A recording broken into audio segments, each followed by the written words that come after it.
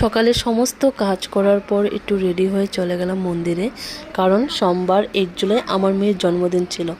Hi guys, আমি লিপিকা চলে এলাম নতুন একটা ব্লগ নিয়ে। আর তোমাদের সবাইকে আমার নিউ মিনি ব্লগে অনেক অনেক ওয়েলকাম আর অনেক ভালোবাসা। তো দেখতেই পেলে আমি মন্দিরে চলে এসেছি, আর মন্দিরে এখানে এসে একটু থালা সাজিয়ে নিয়েছি মায়ের ওখানে একটু পুজো দিব বলে।